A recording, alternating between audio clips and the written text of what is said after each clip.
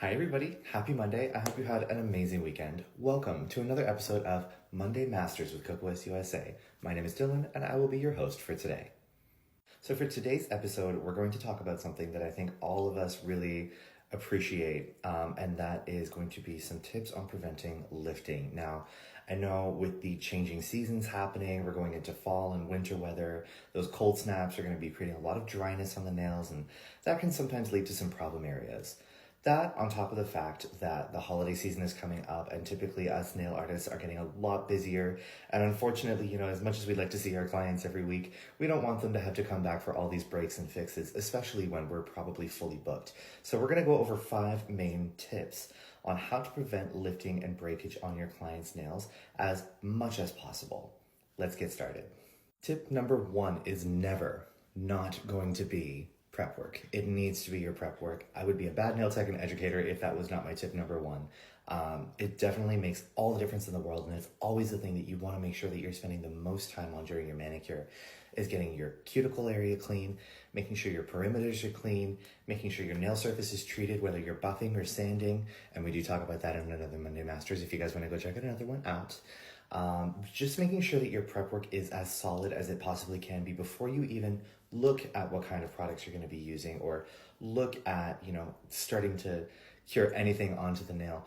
We want to make sure that our area is primed and prepped and ready to rock, fully dehydrated, really beautiful perimeter, and a really well-prepped surface that's ready to accept any kind of gel that we put on it.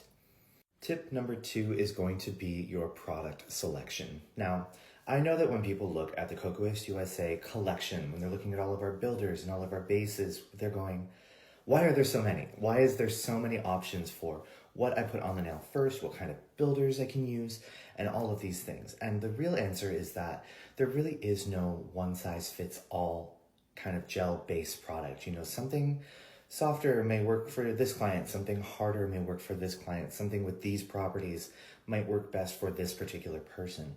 This is the reason why we have a range of soft, semi-hard, even harder gels, because for the end user and for the actual application, whatever kind of manicure we're doing, whether they're short, whether they're long, there's gonna be a gel that works best for that specific use. A good rule of thumb here is that if you have a weaker nail that's very, very bendy, very pliable, very flexible, the idea is to go with a gel that mimics that bendiness, that pliable, that flexibility. So something on the softer side is going to be ideal. Now, typically, the longer that you get, you cannot rely on something so soft because as it's so bendy and pliable and flexible, it's not going to have the rigidity and the strength to support any extra kind of length. So that when you start moving into longer nails, you have to start getting into the harder gels.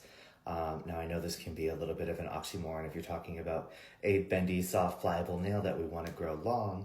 And this is where you can start kind of hybriding things together and say, do something like our Mega Stick base with the Excel Builder Clear. So you have that nice shock absorbing layer of the soft gel to bend and flex with the nail, and then the builder over top of that to add the rigidity and strength so that we can have a nice long nail.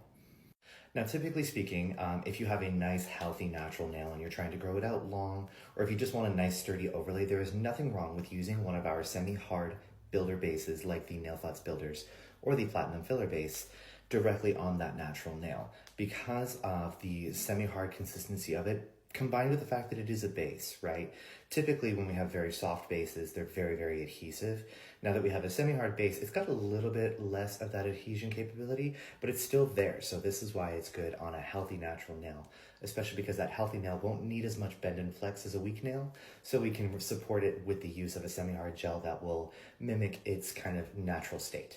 Something to consider here, and something that I do very, very often, is using a very soft base gel underneath my other builders. Now, the Excel Builder Clear is the exception here where it needs to have the Mega Stick base 100% of the time. It doesn't have an adhesive capability. You can tell that because the word base is not in the name of that product. But underneath things like the Nail Flats bases or the Platinum Filler base, they do have adhesive capabilities, but not as much as that Mega Stick base. So I would recommend using the Mega Stick base underneath those ones, especially during this season where it's getting cold snaps, the weather's changing over, it's getting a lot drier outside. Having that extra shock absorbing high adhesion layer of that Mega Stick base is going to give you really, really good retention, and you're not going to have to worry about it as much. Tip the third here is going to be your structure. You want to make sure that when you are applying your bases as overlays, if we're doing any kind of structure with the nail, anytime we're applying those builders, we want to make sure that our structure is sound. We want to make sure that the apex is properly placed. The high point of our overlay meets the stress point of that natural nail, and then we have a nice taper to the tip.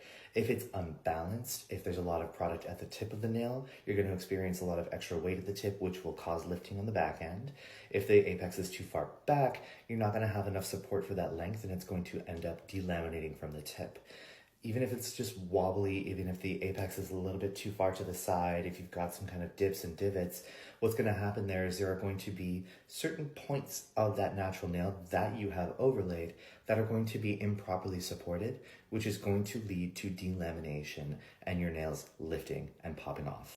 I do get a lot of questions asking how thick that apex should be.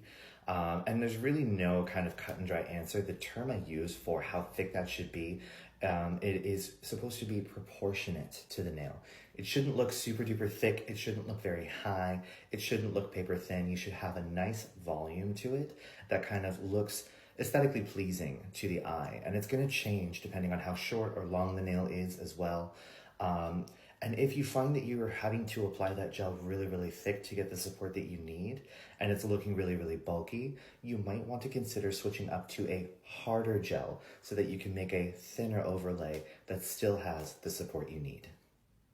Tip number 4 here, you guessed it, it's going to be curing. Now, curing is definitely a very integral part of your manicure. You want to make sure that you are not leaving any uncured gel on the nail, especially when we're working with things like tinted builder bases, those builders that have color built into them that we are building up with volume.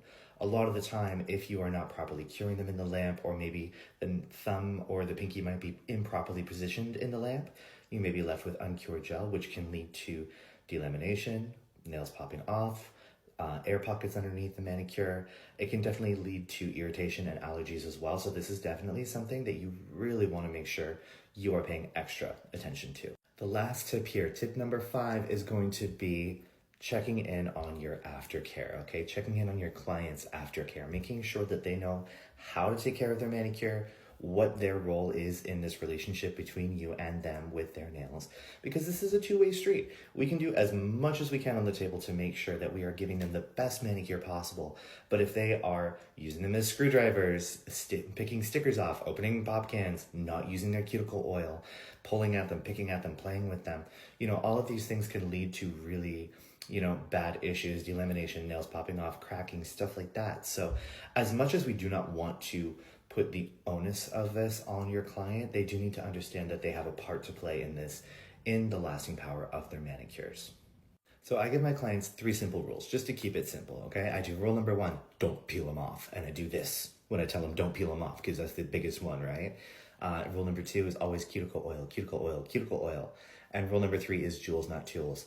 Treat them like you want them to last, right? They're not screwdrivers, orange peelers, sticker pickers, whatever. Find a boyfriend, find a butter knife, find a key, whatever. If you need to open up that pop can, use anything else. Those 3 rules and, the 3-week rule for maintenance is kind of what I really push for them so that they don't have to remember too much. It's not overwhelming, and it's something that they can actually stick to.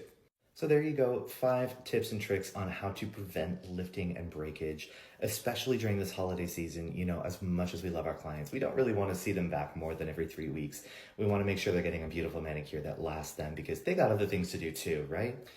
I hope you learned something today on this episode of Monday Masters. Thank you so much for joining me again.